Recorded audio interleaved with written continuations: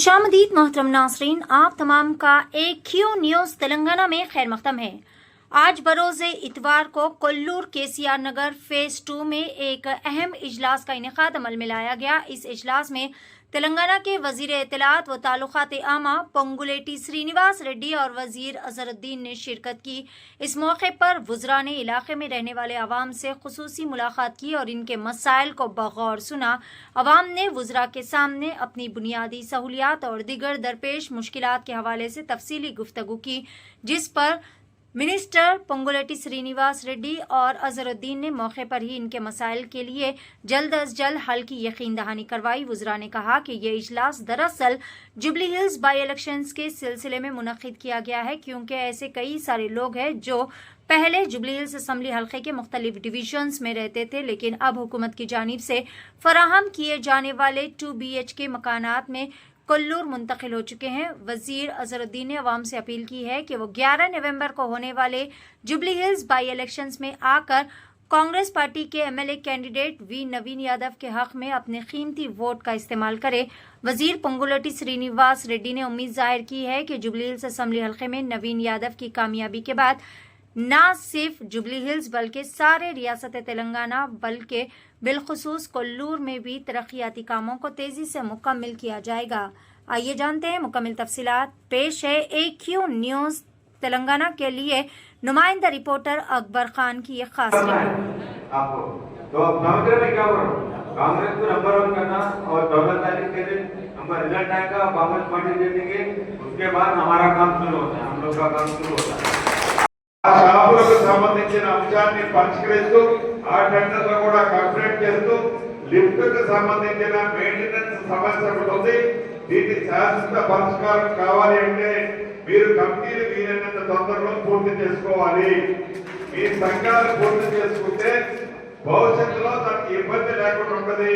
సంఘాలు పూర్తి చేసుకునే వసతిని ఆల్రెడీ గౌరవ అధికారులకు ఆ రోజు పైసారి నేను వచ్చినప్పుడు చెప్పాను. 15 రోజుల్లో పూర్తి చేస్తాము, వాళ్ళు సహకరిస్తే అని చెప్పారు.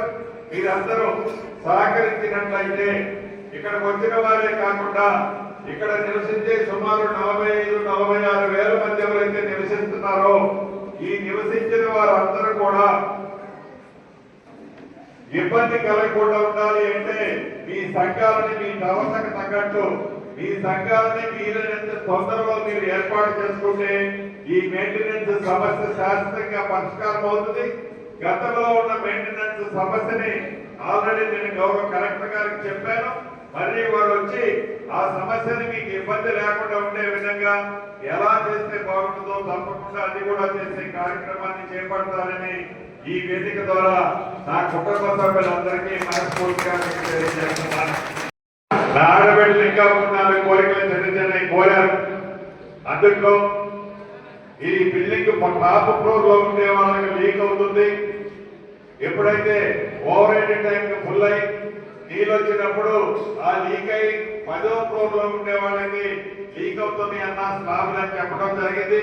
అదే రకంగా వాటిని హౌసింగ్ డిపార్ట్మెంట్ ద్వారా మేమే వాటిని రిపేర్ చేయించే కార్యక్రమాన్ని మీకు బడ్జెట్ కాకుండా ఉండే విధంగా నేను ఎవరితో ఆదేశాలు ఇస్తాను.